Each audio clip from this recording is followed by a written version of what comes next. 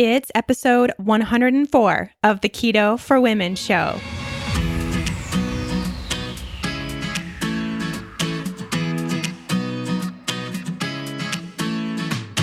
You're listening to the Keto for Women show. This podcast provides the tools you need to create your own expression of a healthy ketogenic lifestyle so you can stop obsessing and start living. I'm your host and nutritionist, Shawn Miner. Now, let's get on with the show. Before we move on, let me take just a moment to shine the spotlight on another brand I adore that has partnered with the Keto for Women show. Four Sigmatic is the go-to authority in all things magic mushrooms. They believe in the real power of using functional mushrooms, such as lion's mane, chaga, and cordyceps, to enhance people's lives and health, and they've done so through products we're consuming every day, like coffee, tea, elixirs, cocoa, all the good stuff. I have to admit, I was skeptical when I first heard of Four Sigmatic and the mushroom coffees, but I tried out their products anyway because I was also very curious, as I'm sure most of you are, as to the power of these little mushrooms. After just one packet of the mushroom coffee with lion's mane, I immediately understood the power of these mushrooms. I had a different kind of energy, focus, and clarity that I had ever had before with traditional coffees. It wasn't from the caffeine either. It wasn't jittery. I wasn't lightheaded or anxious like I usually get with caffeine. It was a sustained, gentle energy that lasted most of the day. Since that time and me finding that source of energy that I've always wanted but could never get with traditional caffeine, it is now the only caffeinated beverage I will drink. You may already know this about me, but I do not tolerate caffeine at all, and I stay away from it as much as possible because it does give me that anxious, jittery feeling that I don't do well with. But there are times when I just need a little bit of a boost. Either I didn't sleep well the night before, I have something important coming up that day that I need to be really focused on, and this is when I have my Four Sigmatic. Not to mention, it's also super convenient, coming in a tiny little pouch that you just add hot water to and stir. I add coconut cream to mine too and blend it up, and it is an amazing hot beverage that you can take pretty much anywhere with you. Four Sigmatic has also recently come out with a brand new product that I cannot wait to tell you guys about. I've been trying to keep it under wraps for as long as I could because I wanted to make sure it had all the power that I was hoping it would, and now I can talk about it because it's true. They are taking on the beauty and skincare market with their new superfood serum and face mask. That's right, you're now going to put these healing mushrooms on your face. And I have to say, they work so well. You all probably also know that I take my natural skincare very seriously, and it does not get more natural than actually being able to eat your skincare, which is exactly what they're doing with this new product line. They recommend ingesting this serum and these masks along with putting them on your skin as the protocol for maximum effect. How cool is that? And I have to say, I've been using these products for a few months now, and my skin has never looked better. It's clearer, it's firmer, there's less fine lines. I don't know how these mushrooms do it, but they really, truly are magical. It also smells really good, it feels really good on, and it absorbs well and quickly. It is awesome under makeup too. It is definitely my new go-to daytime moisturizer, and that says a lot coming from someone like me who really, really cares about what they're putting on their skin. And I also live in a really, really dry climate, which it's hard to find things that actually work here in Colorado, and this stuff is it. Whether you're into coffee, tea, elixirs, or beauty products now, Four Sigmatic has you covered. As a Keto for Women listener, you can stock up on all of these healing magic mushroom products for 15% off. Head to foursigmatic.com/Shawn and use coupon code Shawn to get this deal. That's 15% off using code Shawn, SHAWN, at foursigmatic.com/Shawn. You guys are going to love this stuff. Hey, friends, welcome back. Thanks as always for joining me on this episode of Keto for Women. I'm super excited for this episode, and I think you guys will be too, hopefully, although some of you may not like me very much by the time this episode is over. But today we're going to go over my problems that I have with sugar-free sweeteners. We've talked about it before on the show, but just want to dedicate an entire episode to this topic so I can really break down for you what's been going on in my head about all of these sugar-free sweeteners that people are using all over the place these days. It's a little scary in my opinion. So we're going to get into that today, all the nitty gritty. I did a lot of research, read a lot of studies. It was really fun, and I think you will enjoy it too. But first, just actually one very quick, very easy announcement, which is that we are officially only a few weeks away from the next Fat Burning Female Project group. We have some really fun changes coming this time around. I just had done a lot of thinking about, everything I've learned in the past 2.5 years of running this course for now over 1,200 women, and got some better ideas of how I can serve those that need to be helped a little more while giving others a little more freedom. So you can find out all of this information over on my website at shawnminer.com. Head over to the project. You'll see all that information, the different options that you can now choose. Of course, we have the self-study. We have the actual group project, which will start July 5th. And then within that group project, you can also become a VIP Fat Burning Female member where you actually get to work one-on-one with me. Very excited for that. Really just found that there are some women that just need that extra help. They need to really talk to someone, have a coach, have a mentor, have a nutritionist right in their back pocket during that 6-week time frame. So that's what we're going to do this time around. So hopefully I'll get to meet some of you in person, kind of. We'll be over video, but we'll be chatting in person. It's really fun.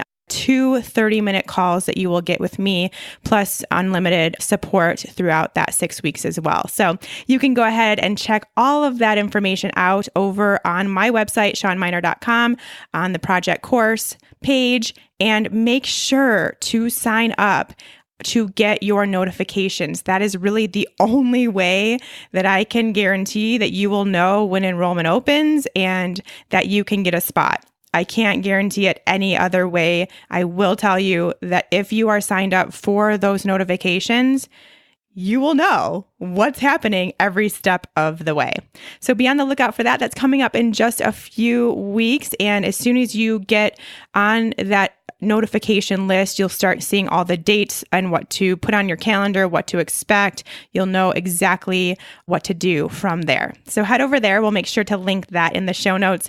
I can't wait. As you all know, it's been a long time since I've run a project. It's been since March was our last class, and it feels like I'm in the desert with no friends or communication or anything. It feels very strange. So I'm excited to get going with this next group of fat burning femalers. I'll talk more in a future episode about how you know if it's right for you, and perhaps even do kind of a spin-off of this, a webinar or a live call or something that you can look out for too, to really make sure that this is the right thing for you to do. But I can tell you right now, the best way to know is if you are done with your dieting, your diet hopping on and off the roller coaster, if you want to know how to really truly heal your body from the inside out, using food to do that and using a keto approach as your baseline starting point, and then branching off from there based on your intuitive sense,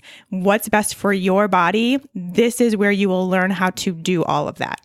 This is the place. Fat Burning Female Project. It's coming up soon. Can't wait. All right, let's get into today's topic. Now, as I mentioned, I have talked a little bit about my thoughts on sugar-free sweeteners here and there throughout the past 103 episodes. But I want to dedicate one whole episode to talking just about these sweeteners and about what is studied and hasn't been studied yet, and things we do know, things we don't know, the different types, and what I personally see as being the problems, again, based on research, but also things that have happened to me personally, things that I have seen in working with so many women now that are using these foods sometimes, or foods in air quotes. They're not actually food, but you know what I mean. And just the overwhelming lack of evidence and lack of knowledge out there. So we're going to get into all of that today. I want to start by breaking down the different types of sweeteners out there so that we all have a little bit more knowledge about what we may or may not be consuming, or our friends, our loved ones, people that we kind of want to help. It may help for you to know a little bit more about each one of these for your own reference. So we're going to start with the artificial sweeteners. If you're anything like me and have a past like mine, you lived off this stuff in the 90s and early 2000s with the sugar-free craze, the fat-free craze. They had to do something to make things still taste good. And I was definitely still eating desserts. They just contained all of these. If you are someone that goes to Starbucks and gets a sugar-free vanilla, blah, blah, blah, this is what you are consuming. So anything sugar-free, these are generally using these artificial sweeteners. So the FDA has approved 5 artificial sweeteners. Saccharin, which we may know as Sweet and Low. There's going to be lots of words I can't say, so be prepared. Acesulfame, I think is how you pronounce it. Aspartame, which we would know potentially as Equal. Neotame, and sucralose, which we know as Splenda. These are obviously artificially created with the use of chemicals to be sweet and to have a sweet taste without the use of sugar. They are 200 times to 20,000 times sweeter than sugar, which I think, without me even going into, which I still will, don't worry, you can see how that could potentially be an issue with these things being incredibly sweet. So those are the artificial sweeteners. Those are the packets that you see on the tables at restaurants, or perhaps you're still using those in your coffee or something like that. Like I said, if you're getting anything sugar-free flavored, it's most likely using something like this, these chemicals, to make it taste that way. Now we also have sugar alcohols, which are becoming much more popular than these artificial sweeteners. These are things that you would know as sorbitol, xylitol, lactitol, mannitol, erythritol, and maltitol. Very common, especially in the keto community, which we're going to talk about. That's why we're here talking about this, because we're probably all seeing it, using it, wondering if it's okay, not sure if you should or shouldn't be using it. Hey, that's why I'm here. At least it sheds some light for you to make your own best decision. Now, the thing with the sugar alcohols is every single one of those that I just listed, but erythritol, is known to cause GI upset because they remain undigested as they go through the gut. So you probably have noticed this too. If you've tried any of those, maybe added them again to your coffee or something, maybe tried to bake with them, got some sort of sugar-free candy, tried it, and then had to run to the bathroom. I think that probably has happened to all of us at some point. Now, I'm going to go through just the 2 most common ones that I think are part of this list, because this is just kind of what I see on labels of things still out there: xylitol and erythritol. So xylitol is technically a naturally occurring substance. Again, I'm using air quotes because it is made from xylin, which are fibers found on plants like berries and beets. Birch trees have a lot of xylin. But the process of making xylitol, clearly we're not just taking birch off a tree and chomping on it and calling it a sugar-free sweetener. It has a lot of processing going on to make it what it is when we eat it. And this process is where things start going haywire. So the process of making xylitol It requires a process called sugar hydrogenation, and that needs a catalyst. And for xylitol, they use rainy nickel as their catalyst, which is a powdered nickel aluminum alloy. So nickel is a known carcinogen, and both of these contribute to heavy metal toxicity. And that heavy metal toxicity, we haven't talked a lot about on the Keto for Women show yet, but we will. That is something that a lot of us are dealing with, and many of us not even knowing it. So we'll talk about that. But I think it is very obvious that we can all understand we don't want an excess of heavy metals in our bloodstream or through our diet. And so consuming something like xylitol, where that's added in order to make it a sugar type substance, is not going to be a good thing. I think we can all agree on that. The other thing about xylitol is most of it is sourced from GMO corn, that's genetically modified corn. So yes, it can come from things like berries and beets, but we all know that the food industry is going to try to cut as many costs as possible, make things as cheaply as possible. And GMO corn is really cheap and is really easy to do. So they are going to obviously pick that route to go to produce their xylitol. So again, we are including more toxins into our diet, into our body by having xylitol that was made from GMO corn. Now, I think mostly xylitol is now just used in chewing gum, so you may want to look for that in your chewing gum. It also can be used in toothpaste, so be on the lookout for that. And really just anything that you're having that's sweet, just see what is making it sweet, especially if there's not sugar in it. What is making it sweet, and see if xylitol is listed, just so that you are aware and can make the best decision for you. Now, erythritol is the big one. I feel like I have not seen a product that's labeled keto in the past year that doesn't have erythritol in it. I feel like I haven't seen a dessert that is keto that doesn't have erythritol in it. In fact, the whole reason why I wanted to do this episode was after we got back from Expo West. You'll remember that conversation if you listened to that episode right when we got back. We just kind of ranted a little bit about the amount of sugar-free sweeteners in the products that are coming out these days. They're new products. Some of them aren't even on shelves yet, but the amount of sugar-free sweeteners used, and then claiming that they have no added sugar, that they're sugar-free, that they're keto-friendly, while technically true, I guess, man, it just drives me crazy. And that's what I really wanted to get this information out there. Erythritol is, like I said, the most commonly used one, although it is very often combined with other ones, which we found out is because it helps with the flavor. It helps the flavor taste more like sugar to combine these, like combine erythritol with stevia or erythritol with monk fruit or all three. And we're going to go over some of those other ones too, but super, super common. So if you are someone who is relying on these keto treats and desserts, of course, you know, I'm not going to tell you not to, but I want you to take this information that we're about to talk about to heart and decide what's best for you. Decide if that's still something you want to include regularly. Maybe it's something that's a one-off situation a few times a year when it really makes a difference, or maybe it's out altogether. Your call, but just take this information that we're about to learn and run with it.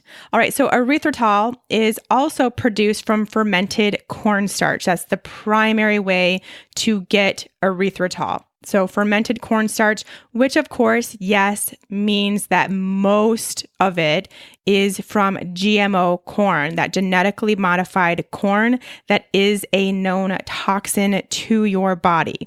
So most of it is that route. I will say though that the biggest brand I think out there, at least in the keto community, Swerve, is not genetically modified. I know that's one of their claims to fame. So they do use organic, non-GMO. But if you're just buying a keto cookie and it has erythritol listed, you want to make sure at minimum that it says non-GMO erythritol when it's listed in order to at least not be getting the extra toxin load from that erythritol. The pros with erythritol is that it is the least likely to cause GI distress, which I talked about a little bit ago, just because of the way that it is digested, or I guess not digested in our systems. We don't see as much GI distress from this sugar alcohol as we do from all the others. That doesn't mean it can't happen and won't happen and that you're safe. It also doesn't mean that if you are having erythritol on a regular basis and you're also having GI issues, that it can't be the erythritol. That's what I see most commonly. I think that you all know, I see a lot of food journals because that's part of the process of getting into the Good Gut Project or the Happy Hormones Project. I look at food journals and people are beautifully keto. They're having some sort of erythritol-based snack, dessert, treat most days of the week, and they're also having major gut issues. Then you take that out, suddenly they disappear. This is also the case for me. I cannot have a large quantity of erythritol or even more than like 2 bites of something that contains erythritol without having GI issues. I have a very sensitive gut. So it doesn't mean that that's not going to happen to you. It's just a lower chance. So be on the lookout. If you are someone that is consuming erythritol and you're having gut issues, take it out and see how it goes from there. Most likely, at least some of that is going to clear up just from taking it out. Now, the other pro about erythritol is that it's 70% of the sweetness of sugar. So going back to those artificial sweeteners that were 200 times to 20,000 times the sweetness of sugar, that is a huge improvement. We're not dealing with this overstimulation in the same way as we would with these artificial sweeteners. So I like that about erythritol, that it's not quite as sweet as sugar, which is great. So hopefully, and this is again the problem that I'm seeing, is if you're just using that in your own baking to substitute sugar, then perhaps it would come out not quite as sweet. So your typical chocolate chip cookie recipe, you substitute out for erythritol, and maybe your cookies are a little less sweet, which would be great. However, I think the problem is, at least in the products that I'm seeing, they're still making them just as sweet, if not sweeter, by adding in these other sweeteners, getting a little combo going, or adding in more erythritol, a lot of different options, but they're making them extremely, incredibly sweet, which we're going to get into why that is such a problem. So keep that in mind, that if you are using it on your own, keep it a steady amount, a 1-to-1 ratio that you're substituting with, and you'll actually be getting a less sweet product, which would be great. So like I said, some of the cons, yes, most of it is genetically modified corn. Be on the lookout for that. Make sure any labels that you are looking at say non-GMO erythritol. That's important. Now, here's kind of my problem with this product. The biggest problem I think I have is that it's not well studied. There's not really anything that shows what this product does long term, this sugar-free sweetener product. What is this doing long term? How is it affecting other parts of our body? What happens if someone consumes it regularly for 2 years, 4 years, 10 years, 20 years? Any study that has been done on it has been done for a very specific purpose and in a very short period of time. And there's just a very low amount of that even. So that's my one big problem, is I really don't like putting things in my body that I don't know what the repercussions are going to be, even if it is 20, 30, 40 years down the road. I don't like that idea, which is why I stick to real food and things that people have been eating for thousands and thousands of years. That's my go-to. Makes the most sense to me to know how that could be impacting me or not impacting me in the future. The second thing, and again, why I stick with real food, is that there's absolutely no nutritional value in erythritol or any of the things we've talked about so far. No nutritional value. It is a food completely void of anything. Like, it just doesn't have anything. And again, I want my food working for me. I see food as medicine and this constant way to be the healthiest version you can be. Food is going to get you there. So all the foods that I eat have a purpose, even if it is dark chocolate. Dark chocolate is really high in antioxidants, fiber, magnesium, calcium, other nutrients. It's a great food. So I want all my food to have some sort of purpose besides just making something sweet. That's another big issue that I have with erythritol or anything we've talked about so far. Another big con, which is going to be kind of an overarching con to this whole episode that we'll be talking about here in a few minutes, erythritol does not raise satiety hormones. So it does not signal to your body, nor do any of the other ones we've already talked about, that it's full, that you've had enough, that you can stop eating, you're satisfied. It can lead to overeating that food or any food for that matter. So we really want our foods, again, to work with us and work for us. And so they need some nutritional value in order for your body to see this as incoming nutrients and nourishment to tell you when you are full and done. You may notice this if you've ever had anything that has erythritol. It's like you have one and then you kind of want more and you want more and you want more. And we're going to talk more about some of the repercussions of that coming up in just a minute. And just one more thing that they have found in studies is that erythritol can actually be used as a pesticide, and food laced with erythritol is deadly to fruit flies. Now, again, they're fruit flies, they're insects, but for me, it's just like if something has the capacity to kill a living thing, could it be doing to me? I mean, again, we don't know. There's nobody that knows exactly what it is or is not doing to you in 5, 10, 20 years. So keep that in mind. I just saw that and I was like, oh man, that is not good. Not a good thing at all. Moving on to our natural sugar-free sweeteners. We have a few in this category. First, stevia. Stevia is a plant from South America. It is 200 to 400 times sweeter than sugar. You may also see it on labels as, I'm going to totally butcher this, ribaudioside A or Reb A. That would also be considered stevia.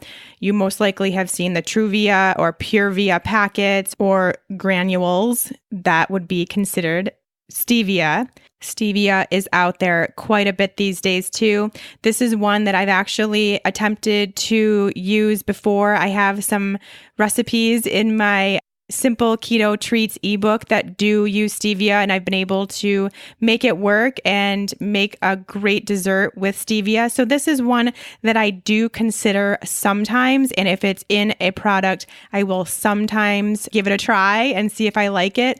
For me, the biggest con with stevia is that I really do not like the taste. It has a very bitter aftertaste. If it is not in combination with the right other ingredients, or if it is too sweetened with stevia, I will absolutely tell, and I cannot stand the taste. A lot of you don't care about that. So that's not a con for you. But there are a few others that we need to be aware of. The first is that the only source that the FDA has permitted the use of in the US is highly purified stevia products, when in reality, the best source of stevia is going to be straight from the plant. But that is not approved for use in the US. So the stevia that you are getting has to be processed or altered in some way. So those powdered stevia sweeteners like the Truvia and the Purevia, those go through dozens of steps during processing, like bleaching, chemical alteration, and there has not been any study on that stevia once it has gone through that process. No long-term studies have been done on that. Also, those powdered stevia products are generally always mixed with some other sweeteners, and a lot of times it's not even on the label because it's just not enough to be needed or in whatever quantity that doesn't require being labeled.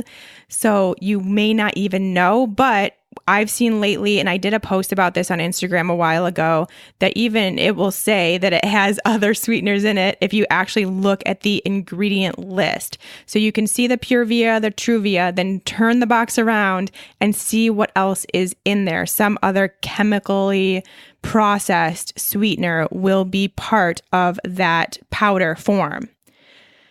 So obviously, stevia in this green plant form or tincture form is the best. Can't really get the completely unaltered version unless you are growing the stevia leaf in your own garden.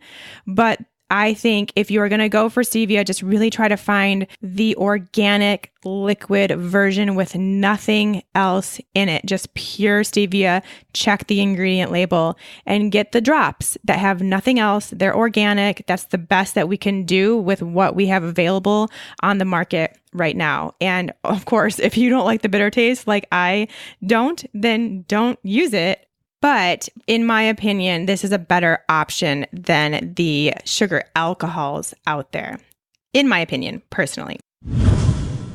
One of the questions I get asked most often is which supplements you all should be taking. Knowing what supplements you actually need and then finding a high quality brand that delivers is so hard. You all know by now how seriously I take supplements and how picky I am about which ones I recommend to you. That is why I'm thrilled to be partnering with Care Of for this episode of the Keto for Women show. Care Of is a subscription-based service that delivers vitamins and supplements customized for your specific health needs. And if that isn't cool enough, Care Of also makes sure what you're putting into your body comes from the best sources backed by honest guidance and transparency. And it's all available to you right on their website. That was something that was absolutely essential for me, and Care Of delivered. Care Of has this fun online quiz that asks you all about your diet, your health goals, lifestyle choices. It only takes about 5 minutes, and out of that, you get a personal, scientifically backed vitamin and supplement recommendations. You can see exactly why they recommended what they recommended for you. All you have to do is answer some fun, easy questions like how much sleep are you getting? Are you looking for more energy? Do you need something to help support weight management? Or are healthy hair, skin, and nails a priority? It gets really personalized.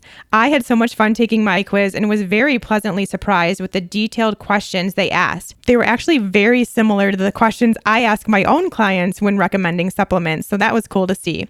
Now I'm just waiting for my personalized supplements to come in the mail. Based on my results, I'm going to be supporting my brain health, my stress response, and my fitness level.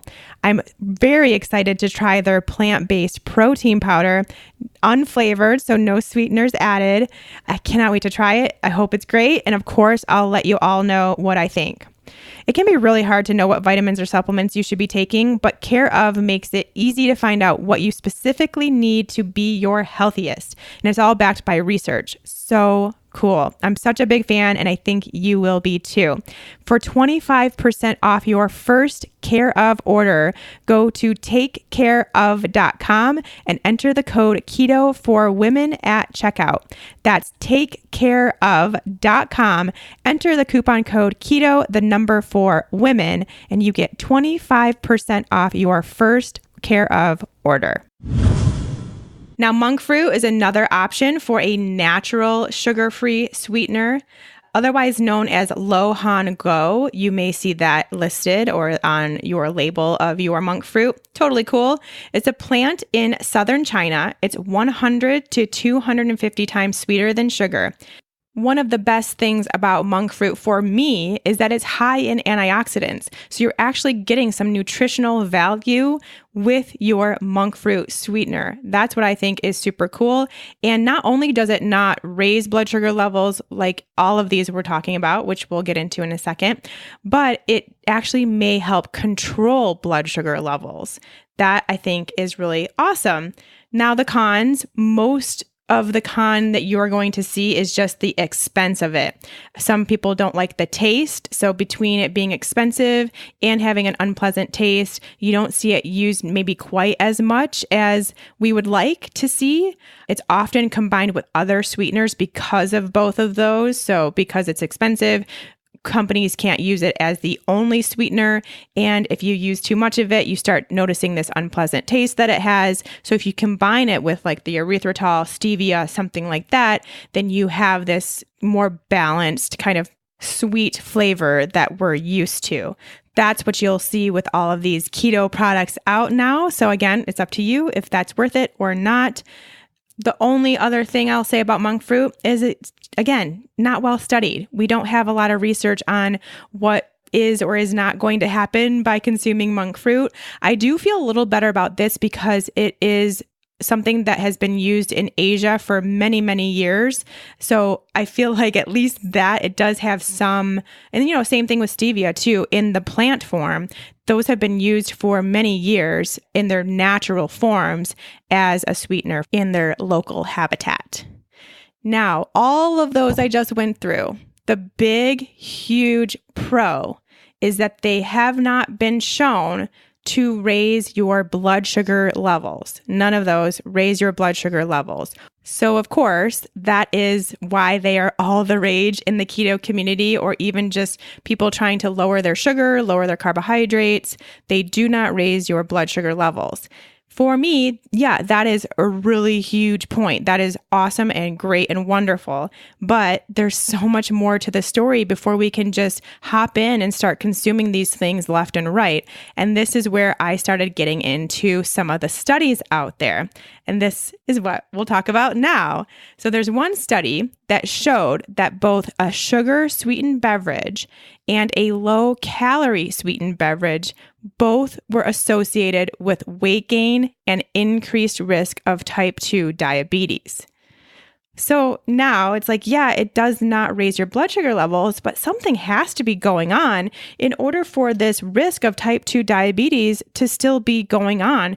And what this study kind of came to the conclusion was that sugar activated the regions of the brain involved in a food reward, while the sucralose in the low-calorie sweetened beverage didn't. So while the sugar signals a positive feeling of reward, like I just ate this, it was really delicious, I'm satisfied, I don't need to continue going back for more, the sugar-free sweeteners don't manage the craving for sweets, so you never get that feeling of satisfaction. You never get the lowering of the need for sweets. In fact, it probably raises it.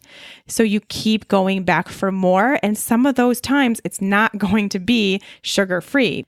And this study didn't have a answer yet, but had the hypothesis also that the sweet taste stimulated an insulin response, even though blood glucose did not change. And that was something they were going to continue to look at. Didn't have the update on that, so not sure that it ever was something they researched, but very interesting and something really, again, all this is showing is that we don't know. These are all relatively new products and new trends that don't have the research behind it to know what it's actually doing to your body once you consume it. I think that's kind of the overarching theme here. Now, another small study found that, for example, when participants had a drink sweetened with stevia, monk fruit, or sucralose instead of sugar in the morning, they compensated by eating more at lunch, along with bigger lunchtime spikes in blood glucose and insulin. Now, this is what I found really fascinating. So when you're trying to lower your sugar intake and lower your calorie intake, so instead of having a normal sugary drink, you have this stevia, monk fruit, or sucralose sweetened drink in the morning.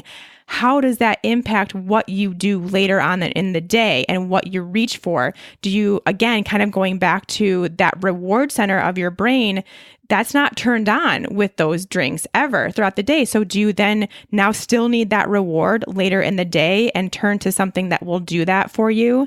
It seems like, at least in this study, that is the case. They ended up eating more at lunch and had a bigger lunchtime spike in glucose and insulin. So whatever they chose to eat was something that had a bigger impact on their blood sugar. I just found that absolutely fascinating.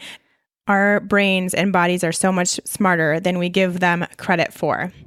All right, so those were just some studies that I wanted to point out specifically. I will post the links to those studies in the show notes if you want to look at them yourselves. But now I just want to kind of go through the actual problems. I know I've given my pros and cons, but now just in general, when you're having a sugar-free sweetened anything, what could be going on in your brain and in your body with your weight, your blood sugar, your reward centers, all that stuff. I want to break it down in a few steps. So here we go. First of all, These sweeteners are much more potent than traditional table sugar, and especially way more than naturally sweetened foods like fruit. As you said, I listed them out. We're talking 100 times to 20,000 times more if we look back at the artificial sweeteners. So consuming these kinds of foods, even remotely regularly, will dampen your palate. So it makes the sweetness of things like fruit and vegetables completely unappealing and unappetizing. So then obviously you're going to turn to those foods less because they just don't sound good. But also these super sweetened foods are now having the opposite effect of what we want them to do, because they're flooding your taste buds with so much sweetness that then your sweetness threshold moves even higher and you're never satisfying that craving. So even just having apple now isn't doing for you what an apple normally should do, which is provide this like highly sweetened sensation, trigger that satisfaction response in the brain. That whole system gets shut down because suddenly you have this hypersensitive palate because of these sweetened foods. So I think that's a really big one. And then this leads into my second one, which is that you start craving more sweets.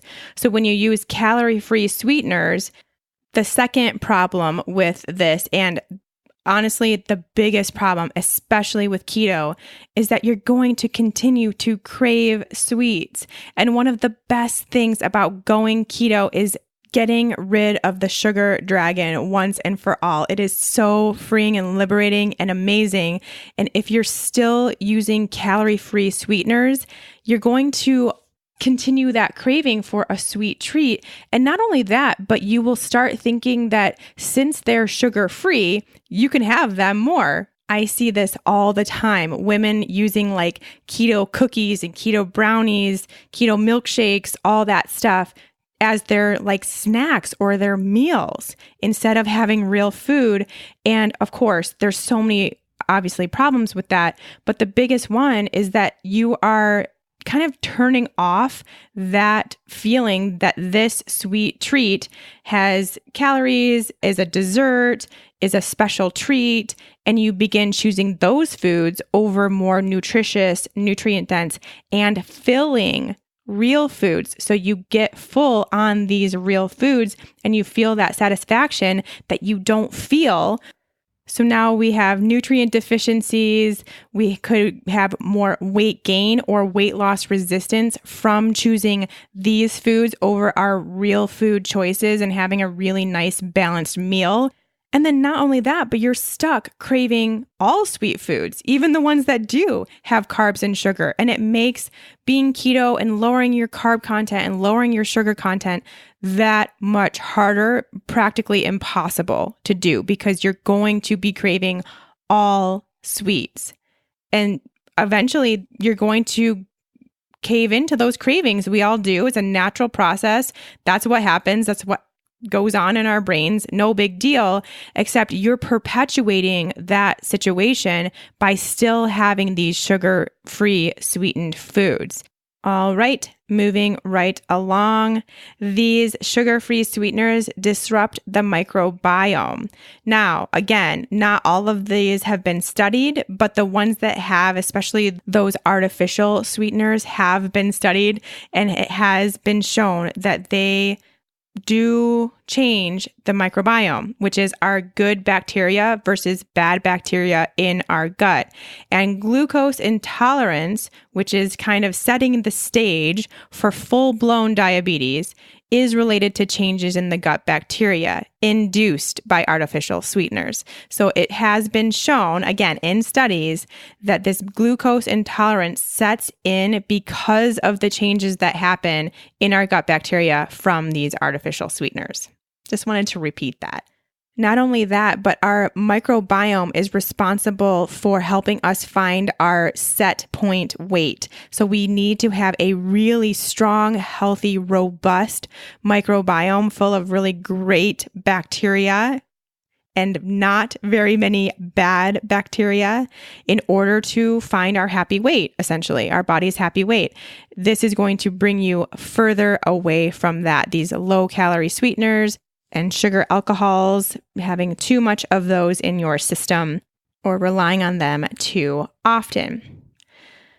Another really important and great point I want to make, when we eat a sweet food, our brains are smart. Again, we know exactly what to do. So our body expects to receive glucose into the system because we've now eaten a food that should cause a blood sugar response. So our bodies prepare for that. The glucose is cleared from the bloodstream, which does require an insulin response to make way for this incoming arrival of glucose. But then, of course, nothing happens because there is no blood sugar response. And this causes a state of hypoglycemia because now you've cleared the sugar that was in your blood, keeping you at homeostasis, and nothing has come in to replace that, even though it was supposed to, according to what our bodies and our brains think. And hypoglycemia sets in, which then requires a cortisol response. So your adrenals will shoot off cortisol in order to get your body up back to homeostasis. So guess what? It's a stressor on the body to have these empty sweeteners coming in to your body. Just a quick little recap on really the biggest points I think here from what we just talked about, which is that using sugar-free sweeteners, you're not really thinking about the full picture if your only concern is what your blood sugar is doing at that moment when you eat that sweet thing. There's a lot more to consider, like mainly what your brain is doing, what the rest of your body is doing, how you are or are not turning off your cravings, how you are or are not feeling this sense of satiety. You're not signaling to your brain that you've had enough, that you are eating food, that you are fueling your body appropriately. So is it going to make you want more? Is it going to keep you craving foods that are sweet? Is it going to then do the opposite of what you're trying to do with this new lifestyle? So please just really think about that. Keep it in mind. And I have some alternatives for you. Now, this is going to be probably not liked for anybody who is very, very strict into keto. But I'm going to tell you that the better option is to choose a small amount of a natural sweetener. If you looked at my last cookie recipe that I posted, or really most of my desserts that I post, the recipes, or what I use in my own life, then you know I am a huge fan of using things like honey, yacon syrup, real fruit, maple syrup for your sweetness choice. And I'm going to tell you why. Let's go through each one. First of all, we have honey. Honey is known as a superfood, believe it or not, because it is an antioxidant powerhouse. Tons and tons and tons of antioxidants in a tiny little bit of honey. It wards off infections. It provides natural allergy relief. It boosts your immunity. It's anti-inflammatory. It's full of natural prebiotic fibers that promote the growth of your good gut bacteria. We just talked about that microbiome that we need. It does so many great things for you and your health. There's a reason why when you're sick, you have tea with honey. It's not just because it tastes good. It's because it's working for you. And again, like I just talked about, I want my food working for me. I want my food getting me healthier no matter what I'm eating. So remember, this is all coming from raw honey, unfiltered, unprocessed, untreated, not heated, real raw honey. Go find that in your natural foods market. They will have multiple choices for you. Go find that. It looks a little bit different. It tastes way better than processed honey that you may be used to using.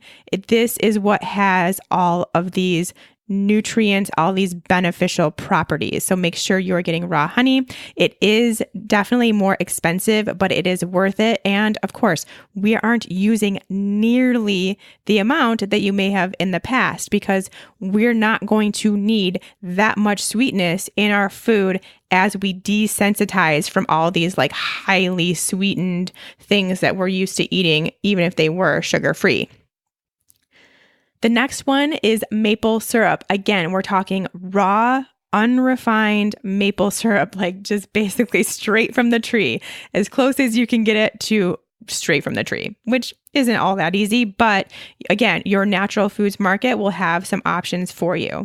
Again, raw maple syrup is full of antioxidants. It's known to prevent diseases. It's high in vitamins and minerals. Again, it's anti-inflammatory. Just make sure you're looking for that raw, unrefined, pure maple syrup. It will be the only ingredient listed on the label. So check the label. Another great option, and it tastes delicious. A little bit different of a taste than honey. Yacon syrup has been my new favorite. I've been using this quite a bit. It's extracted from the root of a yacon plant, which you can find in South America. It's high in fructooligosaccharides, which is a prebiotic that pass through the GI system undigested until it reaches the colon. And then it starts feeding your good gut bacteria. Again, with that microbiome and those good gut bacteria. So important. So yacon syrup is basically food for your good gut bugs. That's what it's full of.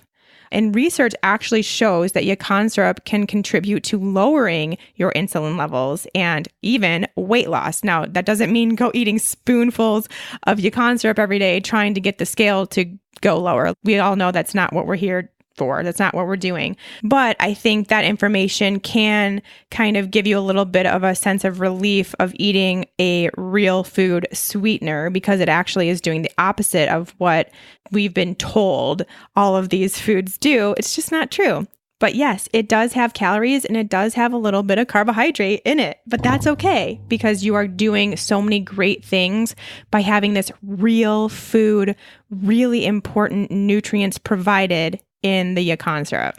Research on yacon syrup has also shown that it helps increase your calcium absorption and is a natural testosterone booster, which a lot of us need. A lot of us ladies could use some of that. So really great benefits coming from yacon syrup. It tastes really good.